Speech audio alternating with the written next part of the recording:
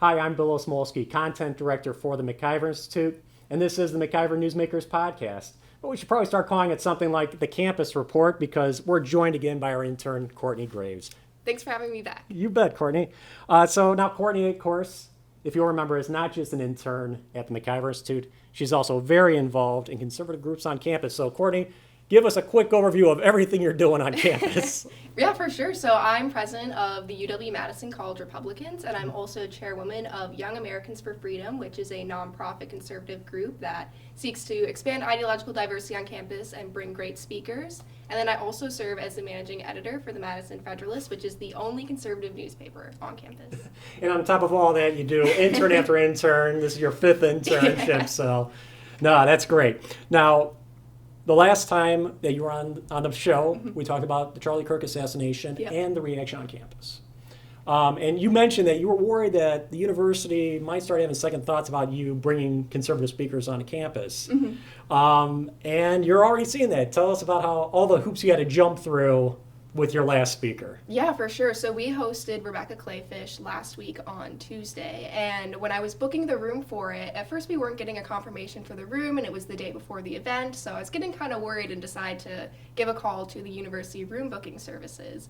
And that's when they informed me that they're instating a new policy where they are going to do pre-screening for political speakers and that you have to give at least a 2 weeks notice, which if anyone's ever tried to book a politician or someone on a campaign knows that a 2 weeks notice is nearly impossible. And they said if you were not able to give a 2 weeks notice and it couldn't go through the full screening process or was deemed too controversial, they would cancel the event and not book you a room. So naturally, I was, a little upset about this, so I decided to send them an email and say, this is sort of an unrealistic policy and, we need rooms for our events. But I ended up having to book our event through the business school and pay for a room because they said that there was absolutely nothing they could do to give us a room. But funny enough, I just got an email today from somebody higher up at the university room booking services saying that this policy is not actually being instated and it was just a mistake made by someone, lower and new to the program. So I don't know how truthful that is or if they just decide to try to cover their tracks and say it was never being instated because they realized it was indeed a terrible policy. Of course. Did you ever see the policy in writing? I never saw the policy anywhere in writing. And that is one thing I said on my original phone call with them. I said it's not anywhere on the website, so how was I supposed to know that I need to submit a request over 2 weeks in advance? And they said, oh, well, we just need to update the website. And I'm like, well, you didn't. Yeah. But So you brought Rebecca Clayfish on a campus. You found out, what was it? I'm sorry, what did you say, the day before or the day of that? Yep, I had to book the room the day before, and I would have never gotten a room if it wasn't for having to pay for one through the business school. Okay, so at the end of the day, you did get a room at the business school. You brought Rebecca Clayfish. And I remember you talking how after Charlie Kirk was assassinated, everyone was calling out to your events in droves. Yeah.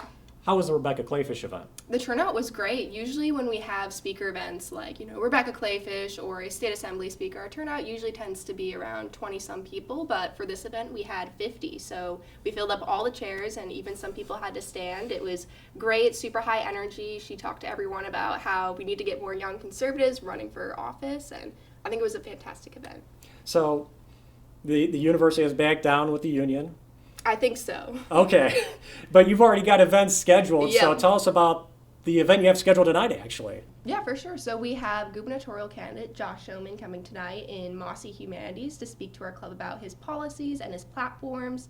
And then next week we are doing an event that is co-sponsored by the Center for Research on the Wisconsin Economy, and we're bringing the Wisconsin Senate President, Mary Falskowski, and she's going to be talking about freedom of speech and ideological diversity on campus following the Kirk assassination.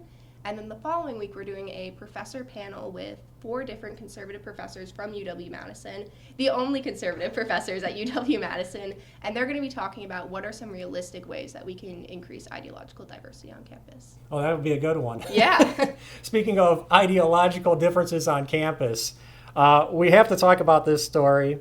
On the first day of the semester, there was a journalism professor at UW-Madison who gave an assignment to her students to write about their socioeconomic identity and how that made them either privileged or marginalized. Dan O'Donnell talked about it on the show. Town Hall wrote about it online, so it's a national story.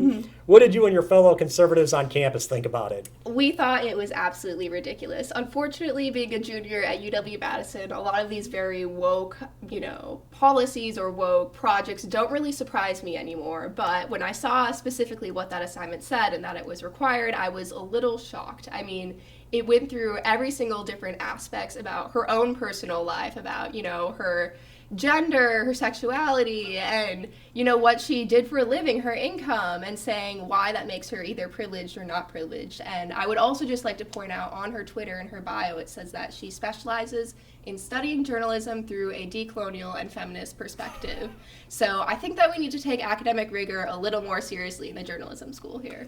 Now, does this mean that there's at least one conservative student in that class that this got out? That's what we were wondering. I would assume so, because the first person to report on it was someone from the state legislature. So I guess it somehow got out, and there happened to be, shockingly, a conservative in the journalism school. Well, like you've been finding out with your events, they're out there, they're hiding. Yeah, they are. So, all right, before we wrap up this podcast, you're an intern at the MacIver Institute. You're not just the president of every club on campus. So let's talk about your first assignment here at MacIver. And just as a quick intro, here at MacIver, we cover the state budget extensively. And so there's all kinds of things that I come across in my investigations that I never get a chance to get to. And one of them was the higher Medicaid reimbursement rate in the budget. I talked about this, but you went a lot further into detail. So tell us what your research found. Yeah, for sure. So under the new state budget, they are increasing the hospital assessment rate all the way up to 6%, more than tripling it. And this is the federal maximum. And the result of this is that hospitals are going to have to pay in significantly more money, but also to receive a high reimbursement rate of roughly 115%. And so the result of 115% reimbursement rate, it kind of depends on the hospital exactly what's going to happen. But largely what the research found is that we are going to see cost shifting, especially at hospitals who have a higher net patient revenue and have to pay a lot in assessments, but they don't have as many Medicaid patients. So what's going to happen is that they're going to be essentially footing the bill for other hospitals in rural areas or inner city areas that have a lot of Medicaid patients, and they're going to be paying significantly more money while still not getting as much back. Yeah, this is something we hear about with local governments a lot. Like the city of Milwaukee's always complaining about how if you look at all the taxes that they pay to the state, they get a lot less back. We're a donor city. So perhaps we'll hear about some hospitals being donor hospitals, and other ones being recipient hospitals. And the other thing about this is it's also going to encourage hospitals to increase their Medicaid enrollment. And, that's obviously very crucial, especially given that Wisconsin is not an expansionist state yet. But hospitals are really going to want to push to have more Medicaid patients because they're going to get significantly more funding per Medicaid patient now. Yeah, and that's the key point of this that I think the first thing that's going to surprise people is the idea that they're getting reimbursed for more than it costs them. So you not being on Medicaid, if you go to the hospital and it's $100, they get $100. If you are on Medicaid and you go to the hospital and get $100 worth of service, they get $115. Right. That's so it's exactly what it sounds like. So definitely a big incentive for them to expand that program as much as possible. For sure. Well, Courtney, thank you so much. You're doing great. Look forward to talking about your upcoming research on the podcast in the future. So that would do it for this episode of the MacIver Newsmakers podcast. Thank you very much for joining us. We'll be back again soon with all the latest developments on campus and in the Capitol. Until then, for the MacIver Institute, I'm Bill Osmolsky. I'm Courtney Graves. Thank you.